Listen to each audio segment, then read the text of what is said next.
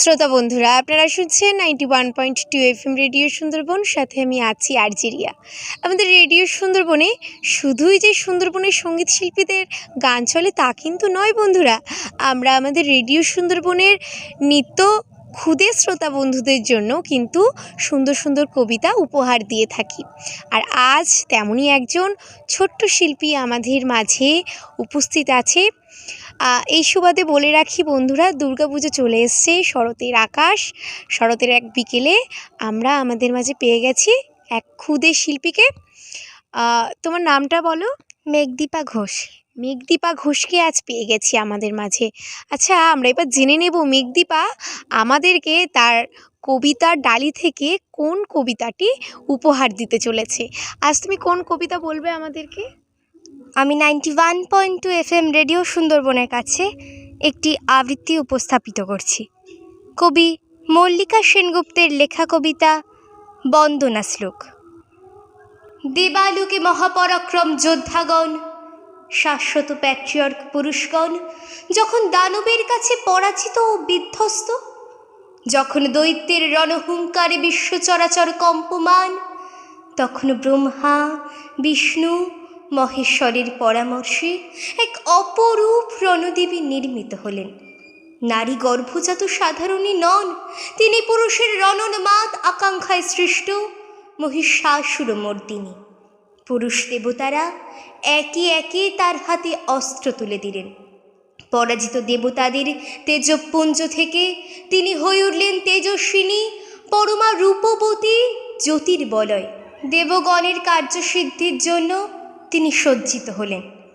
পিতা হিমালয় দিলেন সিংহবাহন, বিষ্ণু দিলেন সুদর্শন চক্র, নীলকণ্ঠ দিলেন শূল, যম আনলেন তালদণ্ড, কালদেব দিলেন খড়গ, চন্দ্র দিলেন অষ্টচন্দ্র শোভা চর্ম, সূর্য দিলেন ধনুর্বাণ, বিশ্বকর্মা অভেদ বর্ম, ব্রহ্মা কমণ্ডলু, কুবের রত্নহার, আর ভক্তজন দিলেন ফুল, ফল, অর্ঘ্য।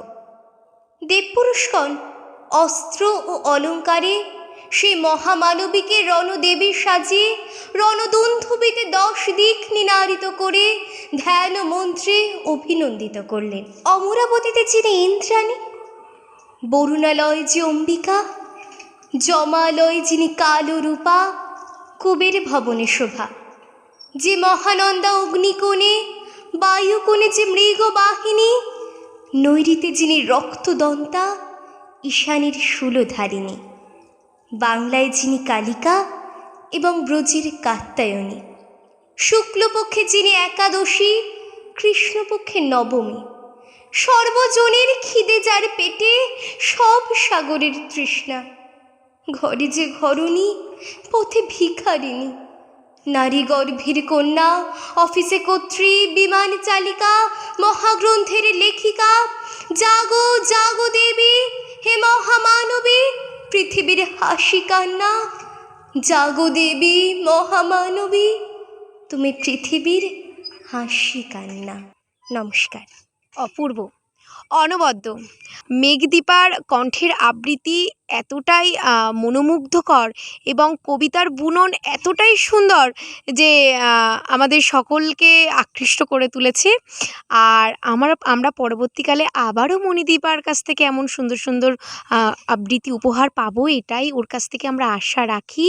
আর শ্রোতা বন্ধুরা, আজকের এই সুন্দর আবৃত্তি পর্বের অনুষ্ঠানটি আমরা এখানেই শেষ করছি। দেখা হবে আবারও পরবর্তী কোনো একটি সুন্দর অনুষ্ঠান নিয়ে। ততক্ষণ সাথে থাকুন, শুনতে থাকুন 91.2 FM রেডিও সুন্দরবন। নমস্কার।